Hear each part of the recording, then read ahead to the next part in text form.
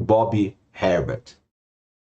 Vantagem comparativa com muitos bens. Vamos aí agora avançar no modelo e adicionar mais alguns elementos de complexidade a essa análise teórica. Em nossa discussão até agora, podemos ter invocado um modelo em que somente dois bens são produzidos e consumidos. Então, por exemplo, nos exemplos que a gente trabalhou, a gente tinha lá o queijo e o vinho. Então, até agora, o modelo com apenas dois bens foram produzidos e consumidos.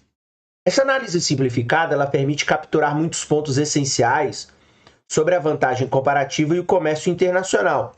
E como vimos na última sessão, nos dá uma quantidade surpreendente de espaço para discutirmos questões políticas, que foi o fato aí dos equívocos. Não, o fato lá, se o comércio é bom ou não, se explora ou não, se comércio baseado em mão de obra barata é, digamos assim, internacionalmente injusto ou não. Enfim, veja que o modelo ricardiano deste capítulo nos possibilitou fazer uma série de discussões em torno de vários elementos estratégicos, mesmo a partir de um modelo simplificado. Para se aproximar da realidade, no entanto, é necessário compreender as funções da vantagem comparativa em um modelo... as funções da vantagem comparativa em um modelo com um número maior de mercadorias. E é isso que a gente vai ver nesse tópico agora, ok? Mas antes disso, antes de avançarmos aqui, configurando o modelo, vamos ver apenas esse box aqui, que vai nos ajudar aqui a ver os salários refletem a produtividade, aquilo que eu já falei algumas sessões anteriores, né? Normalmente, a produtividade maior, e a gente tinha um parágrafo anterior que já afirmava isso, a produtividade maior pode sim refletir em salários melhores. Então, países onde a renda é maior, significa que a produtividade, a produção de riquezas, bens, em um menor tempo do que em outros lugares, pode sim refletir questões ligadas à renda. Vamos ver aí esse box, o que a gente pode responder dessa pergunta. Os salários refletem a produtividade? No exemplo numérico que usamos para abordar os equívocos comuns, né, sobre a vantagem comparativa, que a gente viu aí acho que 2 sessões anteriores, assumimos que o salário relativo dos dois países reflete a sua produtividade relativa. Bem, querendo ou não, remuneração, na prática mesmo, de fato reflete o quanto um trabalhador ele tem capacidade de produzir. Ninguém vai pagar um salário alto para, por exemplo, um trabalhador que produz riquezas em um valor agregado baixo. Então, no exemplo que a gente viu, então, o salário relativo dos dois países vai refletir a produtividade relativa desses países. Especificamente, portanto, que a relação dos salários da economia doméstica para a estrangeira é em um intervalo que dá a cada país uma vantagem de custo em um dos dois bens. E a gente lembrou que, por exemplo, nesse exemplo, como a economia estrangeira, digamos assim, é menos produtiva, ela paga um salário menor. Essa é uma implicação necessária de nosso modelo teórico, portanto. Mas muitas pessoas não são convencidas por esse modelo. Portanto, é um modelo que também é passível de crítica. Mas muitas pessoas, em particular, rápidos aumentos de produtividade nas economias emergentes como a China, têm preocupado alguns observadores ocidentais. Então, a China tem crescido rapidamente, né? Desde os anos 2000 para cá, a China tem crescido de maneira acelerada, os salários têm crescido também, e, consequentemente, a produtividade da economia chinesa também tem crescido de maneira extremamente acelerada. Então, alguns observadores ocidentais que argumentavam que esses países continuarão a pagar salários baixos, mesmo à medida que sua produtividade aumentar, colocando, portanto, países com salários elevados em uma desvantagem de custos, e descartam as previsões contrárias dos economistas ortodoxos como especulação teórica e real. Então me parece até que esses observadores, por exemplo, que acreditavam que a China ia ser durante muito tempo um país de baixos salários, de produtividade inferior à das economias ricas, acho que parece que errou quando a gente fala isso aqui a partir dos anos 2020, que claramente a China está alcançando outros patamares de produtividade e de eficiência, né? Enfim, são coisas a serem verificadas com bastante cautela pela ciência. Então, deixando de lado a lógica dessa posição, qual que é a evidência real sobre esse caso? Então, a resposta é que no mundo real, as taxas salariais nacionais, na verdade, elas refletem as diferenças na produtividade. A produtividade é, digamos, a capacidade que um trabalhador tem quando você compara produção ou hora de trabalho. Então, quanto mais eu produzo em uma hora de trabalho, mais eu tenho a chance de ganhar mais. E se eu levo mais tempo para produzir a mesma coisa, consequentemente o meu salário por hora, como a gente viu lá no exemplo da economia doméstica e da economia estrangeira, tende a cair. A figura 3.5, portanto, compara as estimativas de produtividade com as estimativas das taxas salariais para uma seleção de países em 2011, com exceção da China, em que os dados são de 2009. Então veja, ambas as medidas são expressas como porcentagens dos níveis dos Estados Unidos. Então, são os países sendo comparados, portanto, com as porcentagens dos níveis dos Estados Unidos. Então, nossa estimativa de produtividade é, por exemplo, o PIB por trabalhador, que é medido em dólares americanos, para a gente ter aí a mesma capacidade de comparação utilizando as mesmas métricas. Como veremos na segunda parte desse texto, essa base deve indicar a produtividade na produção de mercadorias comercializadas. E os salários, eles são medidos por salários na fabricação. Então, veja, se os salários forem exatamente proporcionais à produtividade, todos os pontos neste gráfico recairiam ao longo da linha de 45 graus indicada. Então, veja que nós temos aqui, portanto, uma linha. Então, eu vou deixar ela aqui amarela, em destaque. Então, nós temos aqui esta linha de 45 graus que divide ao meio esse gráfico. Então, nós temos o salário por hora como porcentagem dos Estados Unidos e a produtividade como porcentagem dos Estados Unidos. Então, se você vê aqui, ó, os Estados Unidos está aqui no topo, porque os Estados Unidos representa 100% de produtividade e representa também aqui 100% de salário por hora. Então, pegou os Estados Unidos como parâmetro.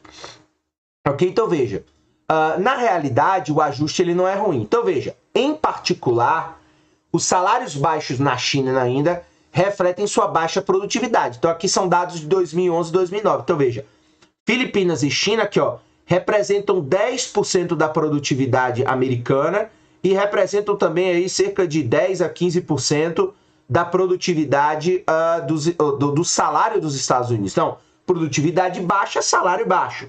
O México, aí produtividade baixa, salário baixo. Veja nós aqui no Brasil, ó, nós temos aí uma produtividade próxima de 30 e poucos por cento, quase perto de 40% dos Estados Unidos, mas note como o nosso salário é baixo, né? Então, nosso salário é alto, 35% do que ganha um americano, só que a nossa produtividade é um pouco menor, né? Ela está aí na casa dos 20% da produtividade de um trabalhador americano.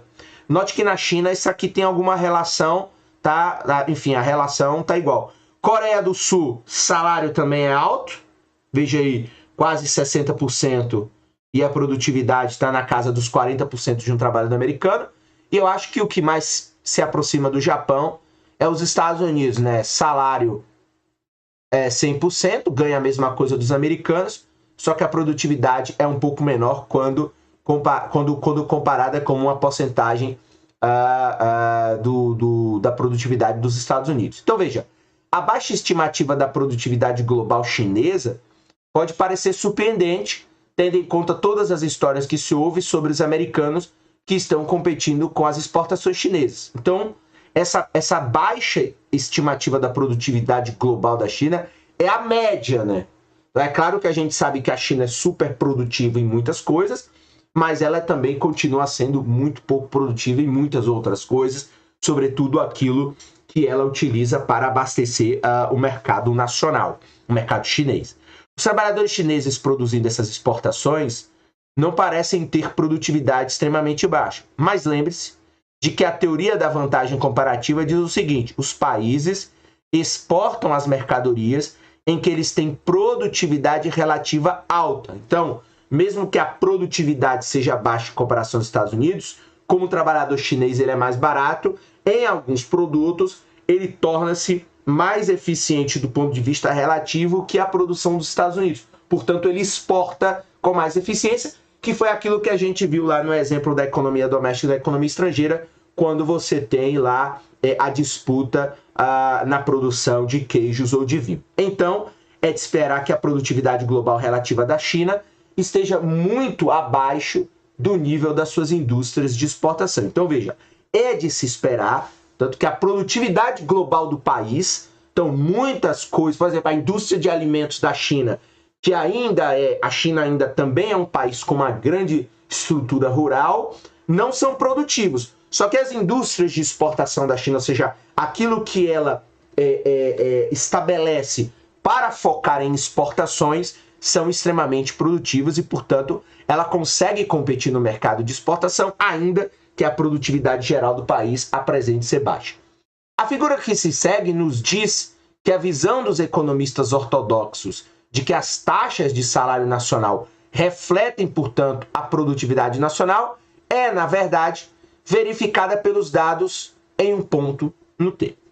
Também é verdade, portanto, que no passado o aumento da produtividade relativa levou ao aumento de salários. Então esse, por exemplo, é o caso da Coreia do Sul, que até os anos 70, anos 80 era um país pobre, depois melhora a sua produtividade, melhora suas indústrias de exportação, melhora sua tecnologia, melhora sua educação e, consequentemente, passa a ter uma renda per capita alta, mostrando que, portanto, se eu aumento a produtividade, a geração de riqueza no país, eu também tenho a chance de aumentar a renda desse país.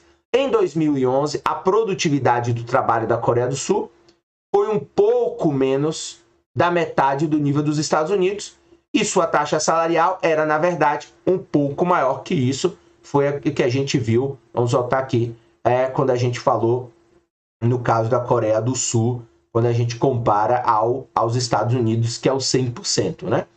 Mas nem sempre foi assim. No passado não muito distante, então, a Coreia do Sul era uma economia de baixa produtividade e baixos salários. Era um país pobre.